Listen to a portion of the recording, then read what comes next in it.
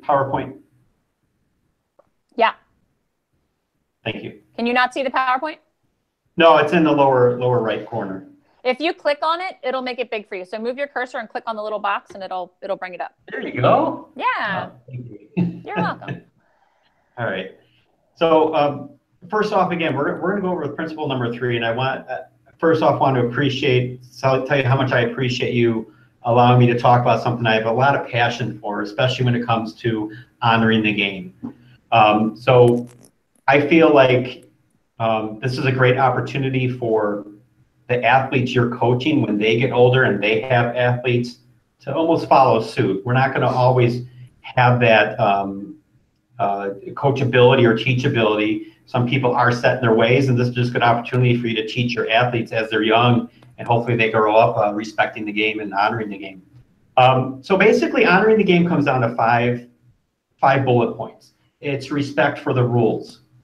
It's respect for opponents, respect for officials, respect for teammates, and respect for yourself. Now I'm going to go back over these a little bit and try to get some feedback with you guys. So respecting the rules, what exactly does that mean? Anyone have anything? I know it's right there, but let's talk about this. What do we mean by rules? I think just obeying the rules. I think more of knowing what the rules are. There's loopholes in every rule, but knowing exactly what they are in your given sport, and you know, just upholding them on and during the game and during practice. Perfect. I'm going to get back to you. I see Keenan's going to say something. I want to get back to you on the loophole. Keenan, go ahead. Oh, I was just I pretty much was going to say what Kelly said. I think it's about, you know, being conscious of them and then taking that extra step to make sure that you're abiding by it. Sure. So can anyone give me an example where the rules were broken? Actually, let's try it on a major league level, or you know, somewhere in a professional level.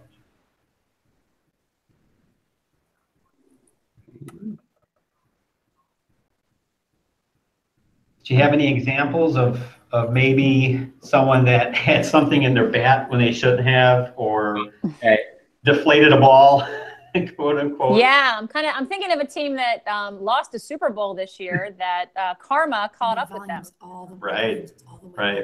So, you know, Kelly, I want to get back to that loophole. So there is the letter of the rule. You can't go out of bounds. The ball has to be X amount. It has to be inflated to X amount. The loophole has to do with the spirit of the rule.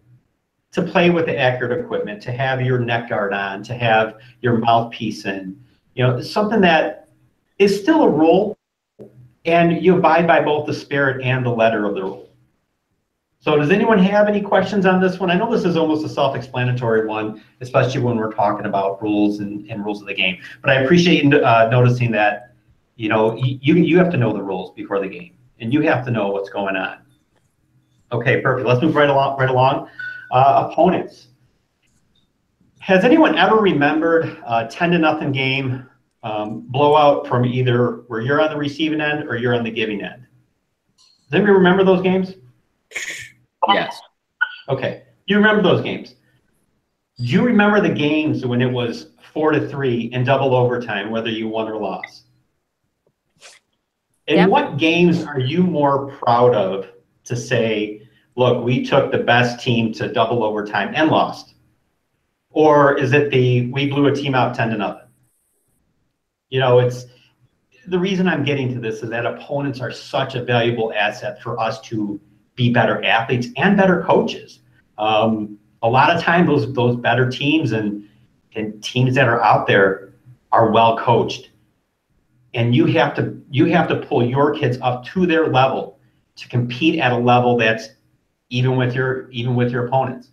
That being said, going back, do you like playing teams that are below you and you win 10-0? Can you raise your hand, anyone?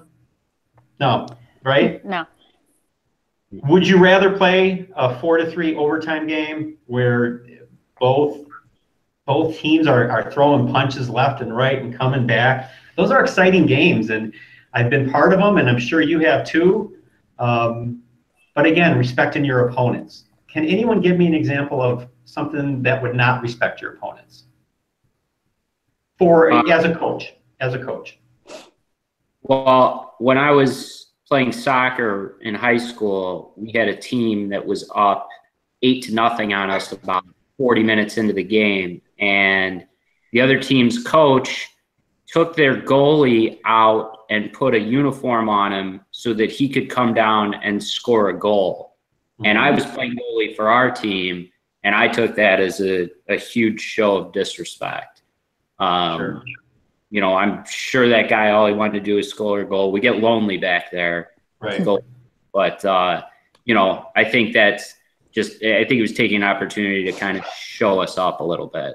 Sure. Keenan, I appreciate you sharing that with me. Did your coach say anything about it? Did he notice it? Did he pull you aside and say, hey, look, guys, how did he handle it, or she? You know, he didn't really, I mean, he didn't say anything to the other team or anything like that. I think he just told us that we still had some things to work on our end. And even though we were down 8-0, I think we ended up losing 11 or 12-0. And I very much remember that. Sure. You know, we still worked on our game, and we still tried to do what little we could to get better on our end, because that's the kind of coach that we had. Sure. That's great. And that's exactly, I mean, that's positive coaching alliance right there, where, you know you're out talented. And many times I coached my daughter's basketball team. We were out talented, but again, let's work on your left-handed dribbles. Let's see if we could drive in a little bit harder. Thanks for sharing that, Keenan. I appreciate it. Anybody else? You know, Matt, what comes to mind for me was when I was the good old days in Santa Barbara, California, growing up playing beach volleyball, driving my dad crazy because I'd go to the beach every day. But there was a culture where, you know, there'd be 2-on-2 game on a court, and you would challenge, you know, you'd get in line, you know, and the better teams never wanted to play against, you know, the beginners and the rookies, and they'd even lie and cheat and find a way to not give the weaker teams their turn, their due turn. So anyway, yeah, that's what came to mind when you asked the question. You know, flipping that around, what if you are beating a team 8-0? Like, what type of respect can we show your opponent? Again, Keenan, you said without showing you up. You know, how would you do that? Because the object of the game is to get your players better. Anyone have any thoughts on that? I think what Ruben was talking, or what Keenan was talking about, you know, just trying a new skill, or someone of you said, trying a new skill. I coach lacrosse, so when I'm, you know, dealing with 5th and 6th graders, them switching hands is a huge thing. If we're crushing a team, you know, I'll tell them no shots are going to go in this half unless they're done with your non-dominant hand. Like, that's it, all shots. And I always make sure I make it really clear to the girls not to make it obvious. Right. You know, I want to see 3 passes no matter what. I want to see left-handed shots. I want to see back passes, you know, things that they don't usually think about at that age. Sure. And I make that an expectation. And that's a fine line too, because again, you want your kids to get better. You don't want to show the other team up. You know, I had one game I was watching where the team was completely out talented, and their coach said, okay, if you get a breakaway, and they had breakaways, this is a hockey game. He said he would go and make it to the net, skate as fast as you can, and then shoot the puck in the corner and back out of the zone. And again, he was trying to respect the opponents, but there's a fine line about disrespecting them that way as well. I mean, you know, they have the rules about, especially in basketball, where you have to stay within the key. And I tell when we're losing that much, I go, no, let them play defense. We got to learn to get better at that. So again, it's almost that respect. Maybe you have that conversation with the coach before, or you call a timeout and go to him and say, hey, look, we're not going to score anymore. So whatever the case is. So great feedback on anything. Any other questions on, or any other comments on that? Okay, perfect. So right along. Kelly, I forgot to set my timer, but I'm keeping an eye on it. I think I'm at like 10 minutes right now. So yeah, you are. Okay. Yep, you're at 10. You're good. Okay, perfect. Thank you. The next respect that we have in the roots is officials. Now, I know this is a hot topic. This is very hot for me, because this is one of the reasons why I wanted to get into Positive Coaching Alliance. I was sick of the way that parents, fans, coaches are talking to the officials. Has any official ever made a mistake? Yes. Right, right. Okay. The most important thing with officials is, as a coach, your parents and players are going to feed off of the way that you're talking to a ref. If you're at the bench yelling, okay, then your team gets upset, and the fans get upset, and then it just leads to nothing good. Has anyone had a good experience with an official, the way they talk to him? And tell me about a time when an official made a bad call and the way you reacted to that. I used to coach against this guy at Pepperdine. His name is Marv Dunphy. Aaron, I don't know if you ever came across Marv Dunphy, the men's volleyball coach at Pepperdine. Legendary coach, wonderful coach. Yeah. And he had this way of questioning the officials with a smile on his face in a friendly way, and it's a little bit hard to describe, but you know, he would go up and he'd ask the official what he saw, and sometimes he'd even, you know, have his hands up out wide like this, but he did it without anger, and I think he got really good results, and I just always respected the way he was able to do that. You know, in the highest stakes matches, even he could maintain his composure in that way. Sure. Thanks for sharing that with us, Ruben. Kelly or Keenan? Aaron, can you hear us? Okay. She's on mute. You're muted, but I have a quick story. I went from coaching high school basketball down to coaching youth basketball in one season. And so in high school basketball, I found myself more heated, I think, because the parents were more heated and they were right behind me, literally in the stands. So I heard what they were saying. And sometimes I was a young coach, so I was feeling like, okay, I need to question the ref on that. But then like 2 years later, I went down and started coaching youth basketball. And I found myself, when the official made a bad call, explaining it to my players in a loud enough voice that the parents behind them could hear. So I was being overly dramatic. If the players were like, wait a minute, what was that? That wasn't a foul. I would turn around and I would say, actually, it was a foul because her feet were moving, or whatever it was. Like I would just explain it really loudly. And I found that it really helped the parents. The parents would quiet down when they actually heard my explanation. And it was just an aha moment for me that a lot of times the parents don't understand the rules. So when 2 years later, when I started coaching high school lacrosse, I actually printed out a little half a piece of paper laminated that had all the rules and all the calls that an official would make in a lacrosse game. And before every game in the stands, the parents would each get a referee card that said exactly what what their hand motions meant and what the foul was. And I said, if you have any questions, look at the card first before you open your mouth. And I want to hear cheering. And it really nipped a lot of problems in the bud, because a lot of the parents yell because they don't know what the call is, especially in girls lacrosse or girls field hockey. And those are great points, Kelly. We're going to actually move into something a little bit deeper on that. So I appreciate you bringing that up. Keenan? Yeah, I mean, as an official, I've officiated a lot of baseball and softball in my day, and I always had more respect for the way a coach would approach me to have a conversation, and I care a lot less about what they actually say to me. I would much rather have a coach, come up next to me, pretend he's, changing his lineup card and MF me up and down for 30 seconds, than have a coach, confront me face to face and be as polite and nice about it as possible, because it gives the wrong impression to the parents, to the athletes. Whereas, if we're just sitting there looking at our lineup cards together, he doesn't have, nobody has any idea what we're saying. As far as they're concerned, he's making a pitching change. But he's, he's using a lot of 4-letter words. That's fine with me, because it's all about perception. And you're going to get some coaches that are heated, and that's fine. You have to be able to deal with it. And 99% of the time, they just want to be heard. So, you give them their opportunity to vent and they move on. But it's when it actually looks like a confrontation that it becomes problematic. So in an instance like that, where you did have, Ruben, where you mentioned the Pepperdine coach, and even when coaches come up and argue with you like that, Keenan, do you feel like that emulates their parents too? Are their parents yelling? Are their parents questioning the calls, MF? And again, they could, but I'm just wondering, I'm trying to see if there's any correlation to the way the coaches talk. and the way the parents act where you've actually seen it? I think that the coach's actions give license to the way, how far the parents think they can take it.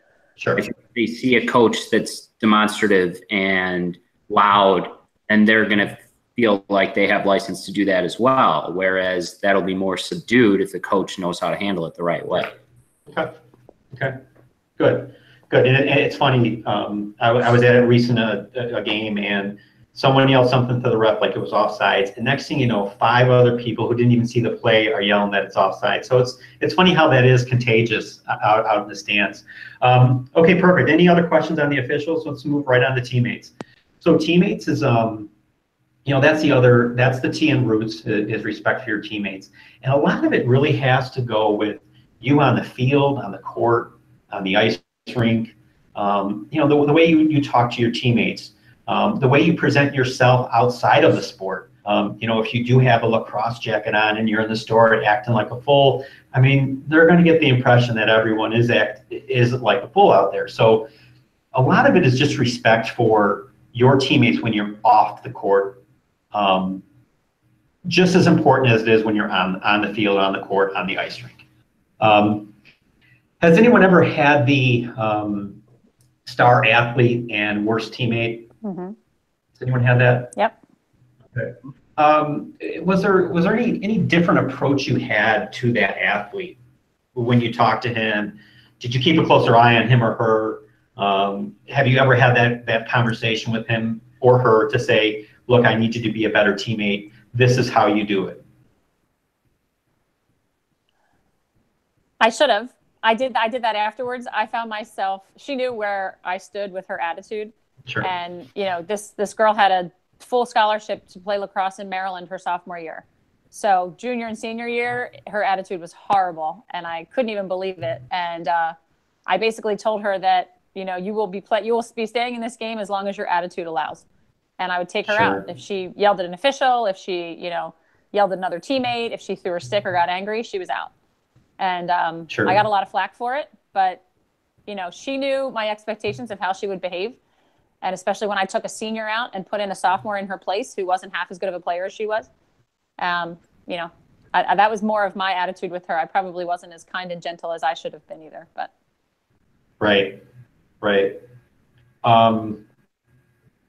You say that, and how, did she get it? Did she say, you know what, coach, I got it, and change her attitude, or was this wait till the season ended and good luck?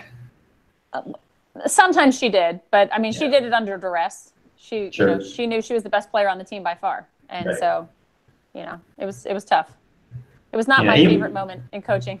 Sure. Anyone else want to share something like that, and maybe how they reacted to it? And I don't know if there's a solution to it, or what you did that maybe worked. Anybody? Well, I watched a teammate self-implode once when I was playing basketball in high school. I wasn't very good, but I was on the end of the bench. But I had a teammate who was exceptionally talented. He was a year older than me, but he had more ego and attitude than anybody you could possibly imagine. And he was being recruited to play from Chicago at the University of Hawaii. Mm-hmm. And so one night the University of Hawaii coach comes to a game, and ref makes a call. This kid didn't like it. He got yelled at the ref, got a technical, threw one of our chairs onto the floor. Wow. And got thrown out of the game. And the Hawaii coach walked out, and they never saw him or heard from him again. Wow. Cost him a full ride to the University of Hawaii. And so that's the story that I tell when attitude becomes an issue. All it takes is one bad night, and 4 years of sunny paradise and a free ride to college is gone. Right. So obviously, it's an extreme example, but Sure. But as coaches, I think that's a learning lesson. You've got to do your best to try to keep these players, calm. And again, maybe his coach blew up at refs every so often. Again, you never know. But no, I appreciate you sharing with us, and that is a tough lesson, especially when you're talking college scholarships. So definitely attitude does speak. And anyone that I said, I'd rather have that kid skating as fast as he can to the bench to get off there instead of lazily skating, during the play. So, yeah, perfect. Well, thanks for sharing that with you. That's some great feedback. Last thing we're going to talk about, roots itself. You got to hold yourself to a higher standard. If everyone else is doing it, if everyone else is yelling at the ref, take that to go above it and to know who you are as a person, to have that confidence to be yourself, and also putting, as you get into a more competitive atmosphere, what can you do as yourself to help your team? Does anyone have any quick suggestions? I know we're running out of time here, so I want to sort of wrap this up. But what are some ways you could help yourself with your teammates? As the coach, Matt, what can you do? No, as actually an athlete. As an athlete? Yeah. I think you can. Go ahead. I think you can remind your teammates to keep cool and poised, and let's stay focused on the things we can control. Sure. Maybe doing the extra lap at practice. Maybe you taking that extra, practice time to make yourself better for your teammates. But again, that's really the focus of the S is going to be like yourself and how you handle yourself and the expectations you want to create for yourself to have a higher standard than, I don't want to say than anybody else, but to hold yourself to a higher standard. So, all right, let's move right along. Anyone have any questions on that? Nope. All right, perfect. We're going to break up into groups real quick. And again, I'm probably running at what time, Kelly? I probably got 5 minutes left. Go ahead, just keep going. Okay. Here's a scenario. The opposing coach has been riding the refs the entire game, and it seems to be working. Now, in the final moments of the close game, the official makes a horrible call against your team. What can you do as a coach? And let's focus first on your team. What do you do for your team? So break up into groups. We're going to have this group go. You guys we're going to have 30 seconds to do this. So everyone just discuss it, and we'll just random out and see what someone came up with. All right, that time's up. Anybody have any suggestions? Why don't we just go with table one? That's anybody. There's no one there, but what I'm pointing at. Well, our table, it was the comment I made before about respect for self. As coaches, we thought the best thing we could do for our team is to remind them that the last play's over and that we can't control the officials. We got to stay focused on the things we can control and the task at hand, and not get distracted. Sure. Good. Thanks, Ruben. I appreciate you sharing that. Anybody else? I think the focus is on the most important play, which is the next play. Sure. Okay. That's what I was going to say, because it's the final moments, so you can't make a big issue out of it if clock's ticking. So you just got to really focus your athletes on, move on. Right. Also as a coach, and that's great stuff, and that's what I would do as a coach, is pull them aside and say, look, don't worry about it. Maybe have your assistant coach talk to the ref, but as a head coach, you need to calm your team down and like you said, focus on the next play. Let's see if these obstacles we can overcome, because there are obstacles in every day when you're, again, and I like equating this back to your in your corporate life, but you are going to be in groups and you're not going to get credit for something. How do you react? So again, let's move on to the next slide. So honor the game toolkit. So model and teach honoring the game. We could sit here and talk about it, but we really need to walk the walk.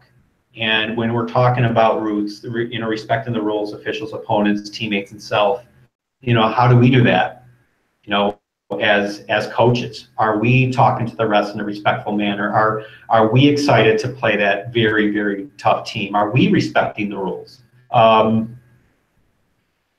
Do you think you have model and teach? What do you think you're doing when you're going through the model and teach, the honoring the game? We're going to talk about self-control, routine, and narrative model. What do you think you're creating amongst your team?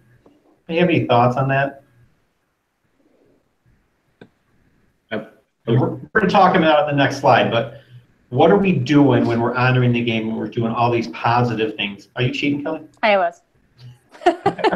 Yeah, we're creating a culture. We're creating Correct. expectations, standards, an environment, a culture. Perfect. Okay, and that's what we're going to go on the next slide. But real quick, I want to talk about self-control routine. Does anyone have any suggestions of or what they do when they're about to lose it? Because as much as we do this, we do get caught in the heat of the moment. And how do we stay focused? Do we have any suggestions of what they do? I take deep breaths, deep yoga Sure. cleansing breaths. Right. Anybody else?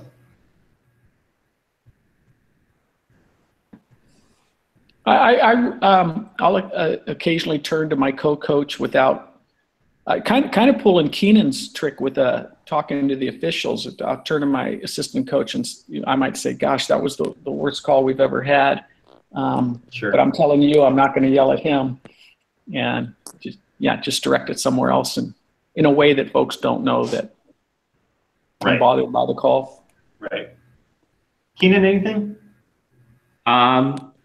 I dance. Sometimes I'll just dance.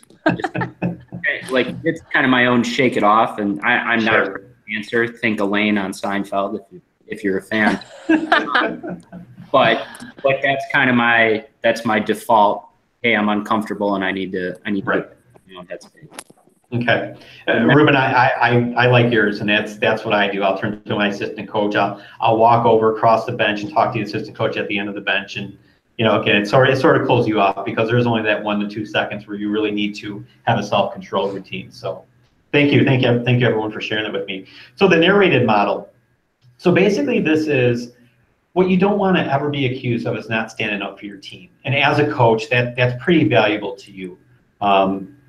You go back to that scenario we have that bad call. One of the good things that, Ruben, you said, you bring the team and say, look, that was a bad call. I get it. He missed it, but let's see what we can do to become better at this. Does anyone have any other suggestions about narrated modeling, how you could maybe talk to the parents about it? Because again, I think the parents are the ones that will say, look, you don't stick up for our kids and you don't stick up for your team. Well, I think, as I said, in basketball, it was much easier because the parents were directly behind me. Sure. When I coach lacrosse, they're on the other side of the field, so they can't necessarily hear what I'm saying. So, I think it's a little tougher. I did now a lot of narrated modeling with my players, but not necessarily things that influence the parents. Sure. Okay, good. All right, well, Parker, let's move on to the next slide. And again, we touched on this a little bit. So as a coach, really you're creating a culture, and it's the way that we do things here. So let the other parents yell, but here we're going to respect the rules, our opponents, we're going to battle fiercely, but after the game's over, we're going to shake hands and say, nice game. The officials, I have my girls shake their officials' hands after every single game. Teammates, how we're going to treat each other and how we're going to take care of ourselves with self. So again, as you're doing all this, is creating a culture. I think we have a video coming up, but does anyone have any experience of maybe the way a team handled their culture, whether it be professional, you saw 30 for 30. Does anyone have anything that they saw where a culture is a culture, where it was a good culture? I think the Philadelphia Eagles have a very good culture on their team this season, I must say. Sure. Not being biased, but I really do. I think, just hearing interviews from the players and the coaches, they really were a family this year, and it's different than it's ever been. And I work with someone that played for the Eagles, and he even noticed that the culture is completely different since he had played for them. Sure. So a lot of credit to Coach Peterson. Okay. Any Blackhawks fans here? No? Okay.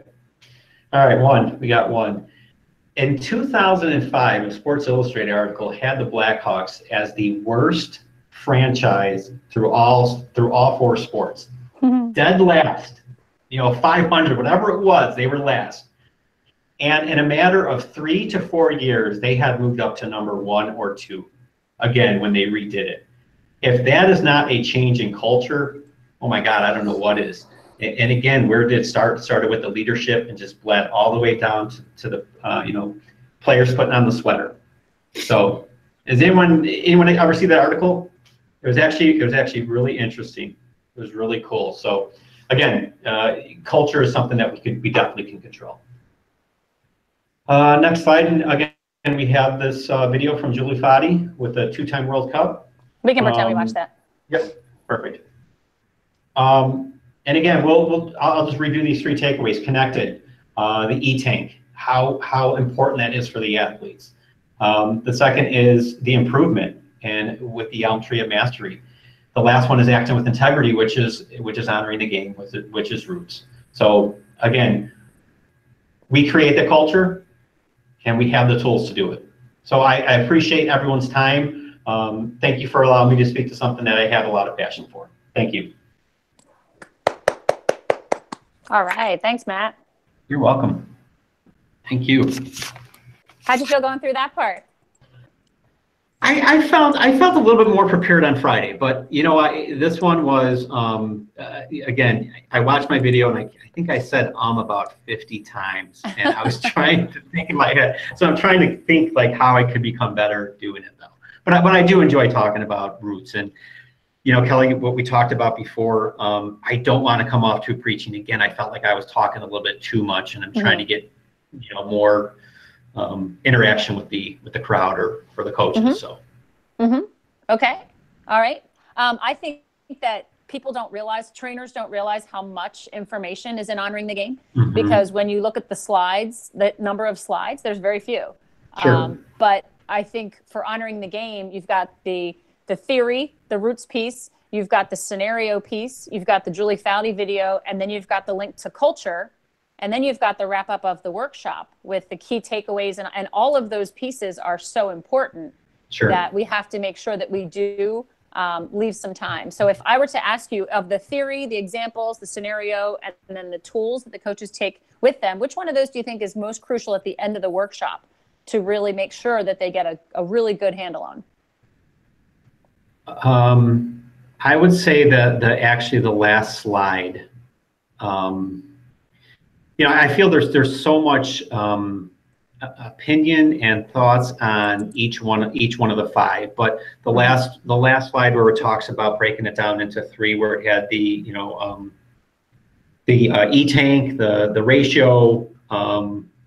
This one, the toolkit. Correct, the toolkit. You know, your buddy system, positive charting. I think that's probably the most important thing, and to even talk about the model and teach. Self-control routine, I think, is so important, and the narrated modeling is so important. I guess it's almost how do you incorporate all 5 of those in a quick manner, I guess, in the most effective manner. Like I've seen two. I've seen 2, and it seemed like there was like you could have gone a little bit further into roots.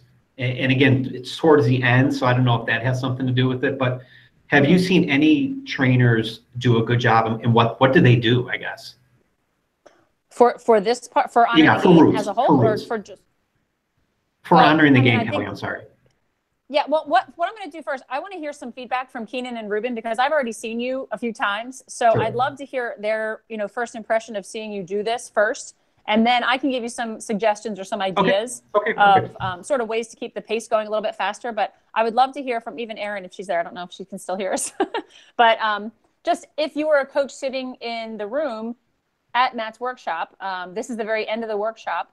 What do you feel? What were some strong takeaways? What were some things you really liked about what Matt did? And maybe do you have a suggestion for improvement for when Matt goes out live the next time? So Keenan or Erin or Ruben, I'd love to hear that first. I'll start. There was a ton of interaction, and we were asked a lot of questions, and we were given a lot of airtime. Okay. So. Yeah, thanks. That's good. That was absolutely part of it. Did you want to do a suggestion for Matt, Ruben, or did you want to do all the things we liked first? Let's come back to that. Okay. Keenan, what did you really like about what Matt did? Well, Ruben stole my thunder a little bit, but the way that you extract stories from the coaches in the room, you've only got 4 or 5 of us to work with here, and yet I felt engaged enough by your ask that I felt comfortable sharing my stories with you. Sure. I would personally like to see more of your own. I would like to see a bit more personalization about it. I feel like you're relying a little too much on the PCA content and not enough on the stories that can tie your personal experience into why this makes sense and why these coaches need to listen to you. Sure. Okay. some more stories to establish your credibility as a coach and why this has been successful for you could go a long way. But I would argue that it's harder to extract stories from coaches in the room. And you did a really, really great job of that. So I would say, don't be afraid to put more of a personal touch on it. Okay. Okay. And good. I'm sorry, I need to hop off here real quick, guys. But That's okay. Matt, yeah, you and I will be talking a little bit more. I'm here in the next couple of weeks, and hopefully we'll run into each other at a workshop. Okay, perfect. Thanks, Keenan. I appreciate it. Thanks, Keenan. Bye. Aaron, did you want to unmute? Can we hear you if you unmute? Okay, yeah, I've unmuted my microphone, and Aaron's going to give some feedback. Okay, hopefully you can hear me. I can, Aaron. Sorry that this is not No, working. you don't hear her? No, I hear do. I do. We're good. I just wanted to say that I think your tone is great. You're easy to listen to. I thought things was great interaction. You asked a lot of great questions. Obviously, it was a little bit long, but I think you could just tighten some of that up really easily. Sure. And there were just a couple times, like your eye contact is awesome. It's so hard to do on the computer, but your eye contact was awesome when we were talking. And a couple times you were looking up, like maybe you've got notes up there, which I'm nervous about because I'm doing one of these tomorrow. So maybe I'm just thinking about it because I'd be doing that. So that was the only thing I was thinking. I'm like, oh, he got some notes. If you look in his own PowerPoint to help out. Sure. But otherwise, when we were engaged, which was a lot of the time, it was awesome. And you can tell you're a good speaker. So I thought it was great. Oh, thank you. Thanks, Aaron. Thank you. Thanks, Aaron. All right, Ruben, do you have any suggestions or opportunities for growth for Matt?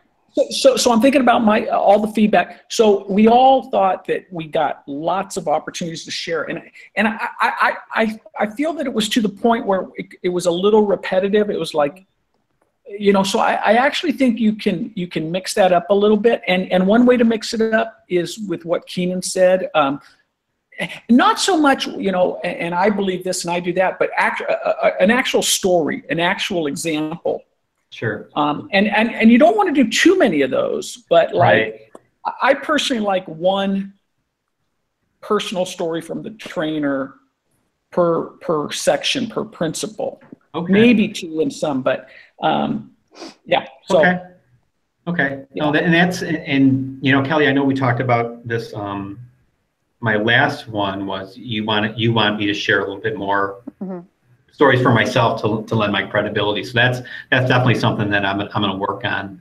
When talking about this, and you asked me what I thought, and I felt like I was more prepared on Friday, and I don't think it's more prepared. I think the pace of Fridays was just, to me, a little bit better than the pace on this one today.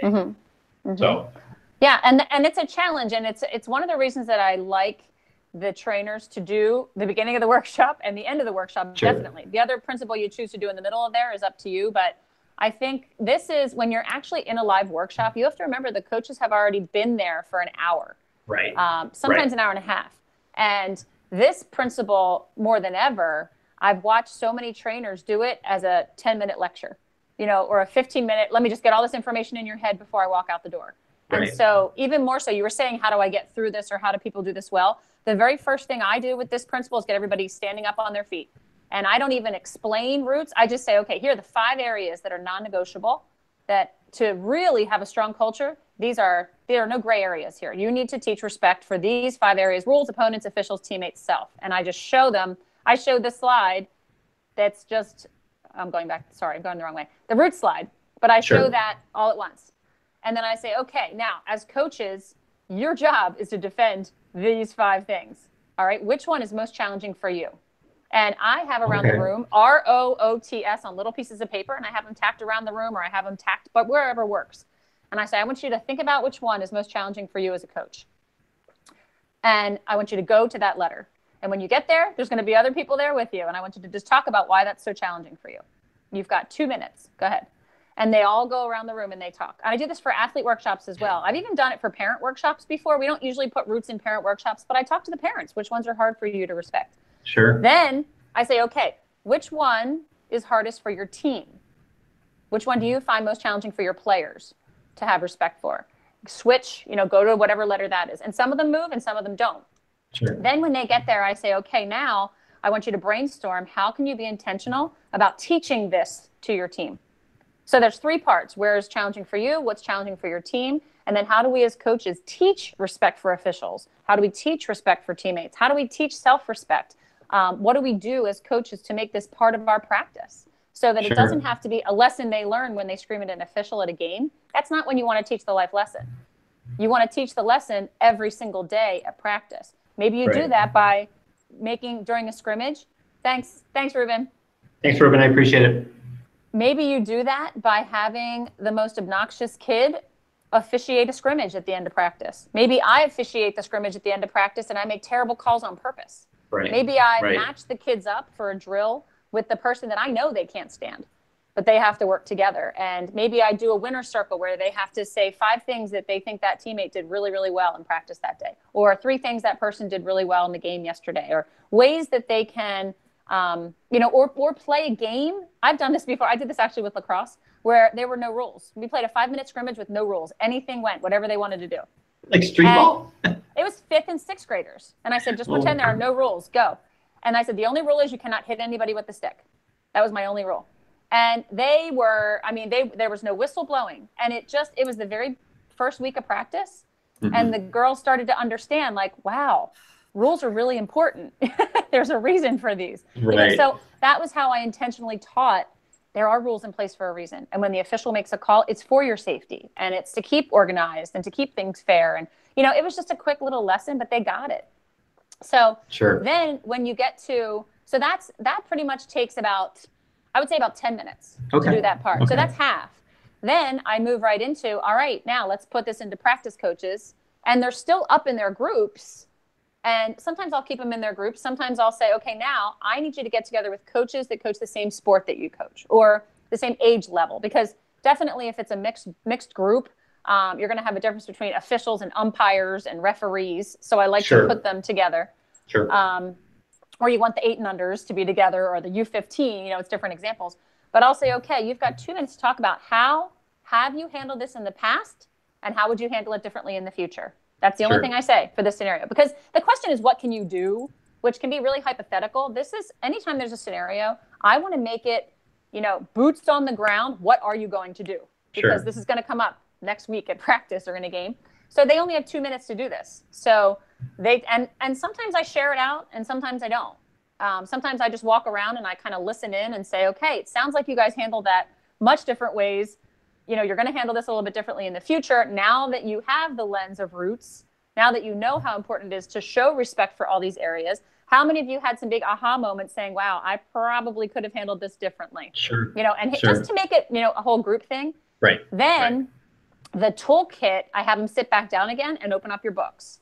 Because the toolkit, those little yellow flags that come in from the side, those are book references. So show them how valuable this book is by saying, okay, open up to page 47.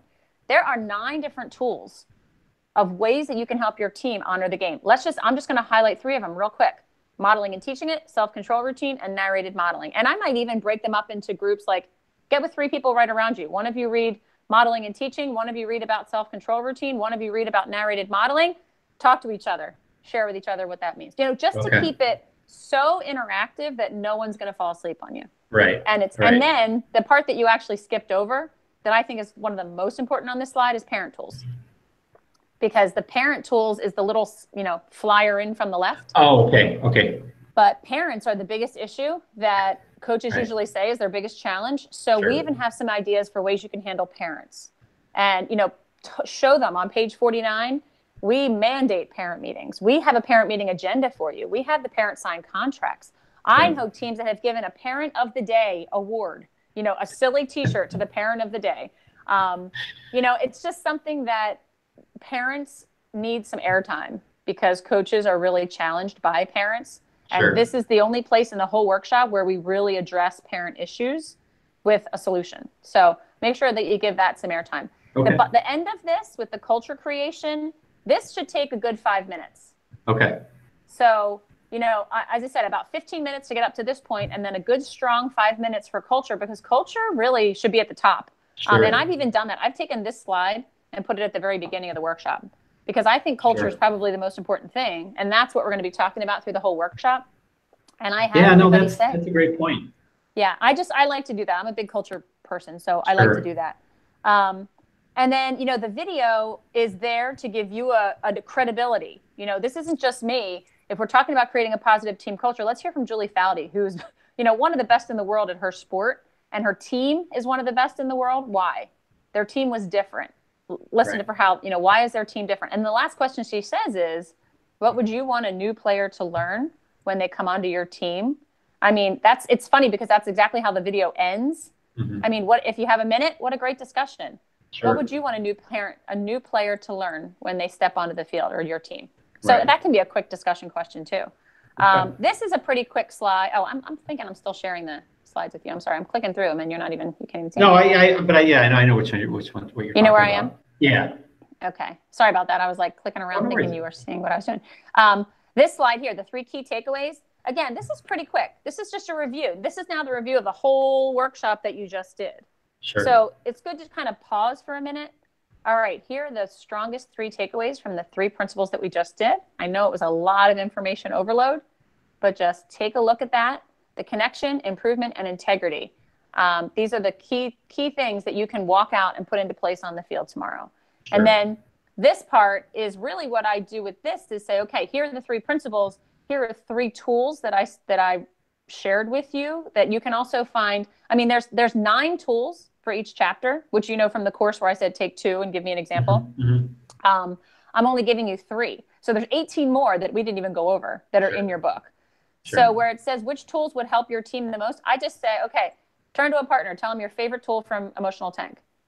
And then tell them your favorite tool from Elm Tree of Mastery, tell them your favorite tool from Honoring the Game, and which one can you see yourself using? Sure. Maybe some of these don't really fit with your sport. Maybe some of these don't really, work. But sure. So make that's the solid, that's how we're going to end the workshop. They're going to have these tools in their pocket. They're going to go out tomorrow and say, wait a minute, I remember Winner's Circle. Let me try that. Or, and I tell them, I'm going to challenge you. If you have a kid that is just not motivated, relentless positivity for 1 day of practice. Sure. See what a difference it makes. Right. If you have, just give them challenges, give them something that when they walk out, they're like, wow, I am going to try that. Sure. And then, the wrap up, E-Tank featured tool. And if you don't remember anything I talked about today, if this was all information overload for you, what's the one thing you can do? Be more positive than critical. Sure. And see the results. And then the last part, this is where, again, if trainers go through this too quickly, they totally miss the idea of a partnership. We call these partners, all the schools and the YSOs, the youth organizations, they're our partners. We don't want the coaches to walk out of the workshop and never do any of these things. We want to keep a continuing conversation going. So how do we do that? We want to support the coaches. And that's why we're called the Positive Coaching Alliance, not Positive Coaching Association, because it's an alliance. We want to ally. We want to be your ally. Because God knows that society is not going to be your ally when it comes to positive coaching all the time. Right. So how do we do that? Well, we gave you a book to take home. A great book, tons of resources. I didn't even hit the tip of the iceberg on a lot of them. So, read through it front to back. You'll love it. This, because you signed in for the next 6 weeks, you're going to actually receive an email from PCA that gives you some great talking points you can do with your team, with your players, with your parents, quotes, all these great things that you can do. That's going to come to you for free for the next 6 weeks. If you'd like it longer, you can. If you don't want it to continue, you can opt out of that as well. And then the Dev Zone, this deserves some airtime as well. Yeah. Because the Dev Zone is such a great quick resource. I tell them to bookmark it on their phone. Sure. Because there's times when you're at practice and you're like, oh my gosh, I don't know what to do with this kid. He's driving me nuts. Or, I have to make cuts tomorrow. What do I do? Or how do I handle this? It's searchable. It's like the WebMD. Put in a question and hit send and you'll be shocked. Right. This is also great for high school coaches if they ever do video practices or film review. Throw in a video from the Dev Zone.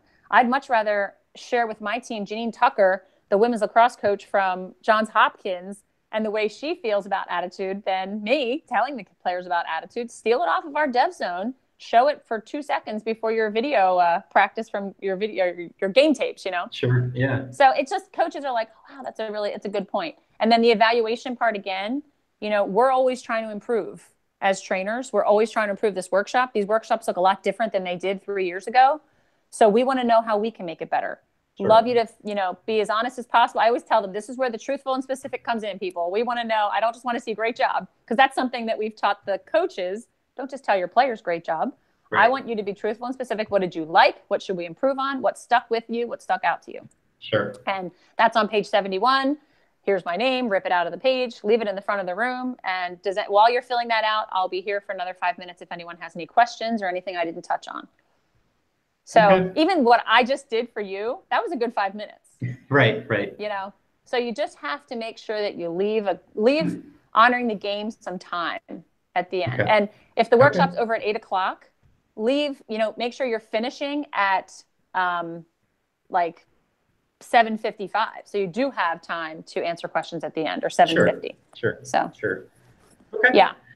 But that would be my best advice. And the reason I feel so strongly about it is because you're definitely not the only one that's done it. That's kind of tried to go through it really quickly or spend too much time. It's the end of a workshop, and there's a lot there. So I think the ROOTS part, I almost think it's almost self-explanatory. Right. The part that's not like the trainers that say, why are rules important? Like that's kind of a rhetorical question. I know. But if you say, why is it challenging? Why is it so hard for players to respect the rules of the game? And how does a player show disrespect for a rule? Well, how many of us as coaches let fouls happen in practice? We do it all the time. We want to save time. We don't want to blow the whistle at practice all the time. So there you go. You're teaching that it's not important to follow that rule. And then they get in a game and they're making the same fouls. Maybe we should call more fouls at practice. Maybe we, things like that. I like conversation starters, thought-provoking questions. What are some things you do to show respect for your opponents? Just bring it out, pull it out in them. More than like, why do kids not? Give me examples of kids not. You didn't say it, but give me examples of kids that don't respect their opponents. Right. And again, that's where great stories come in too. And I'm going back to Joe Scally's workshop, and that's what he did, and I like that, where he went around and he just said, give me an example of how you would respect your opponent, or how disrespect, and just kept it going, like didn't really go into anything like in detail. So yeah. And I share the story all the time about when I played field hockey in college, and we went to Dartmouth University. Our bus pulled in at 10:00 at night, and there was snow on the ground and it was nasty. We weren't playing Dartmouth till the next morning. And 5 girls from Dartmouth's team met us at the hotel with hot chocolate and donuts that night for us. Cool. And said, welcome to Dartmouth. And we were like, wow, like how nice was that? And then we thought, oh, they're probably just so nice because they're not very good. Well, the next day they went out and killed us. Like they were awesome. And I'm thinking like, this was a high caliber team who took the time out on a 10:00 on a Friday night before a game to meet our bus. They had to drive to the hotel, but they met our bus. And I tell my kids this, my own children all the time, like this was before cell phones. Like they didn't know exactly when we were coming in. Right. So it was a big deal. But I learned that when I first started coaching, we go over when the away team arrives, like on the field right off of their bus, I send my 3 captains over to the bus immediately. And and they go over and they say, hi, the bathrooms are over here, the locker room's here if you want to change, the trainer's over here if anybody needs anything, we're going to be ready for warm-ups, the game's going to start at 4:00 or whatever it is. And that's just something that I put in place that meant something that I learned in college, and I thought, how can I do this for the teams I play? So I think that's what Rim is talking about the personal stories, like make it real. Sure. What are some things you do? Rather than like, this is rules, this is opponents, this is teammates, they don't really, that won't connect with the coaches as much as like, and I've had coaches tell me, gosh, I remember that story you told. Like that really made an impact on me. So, yeah. Okay. Yeah. So, but Matt, I have no concerns at all about you getting out. I think you're only going to be better the more you do it. And I want to give you the chance to do it. And I want to give you the chance to do it live because it's definitely more fun than doing it sitting in a room in front of a computer. Right. So, right.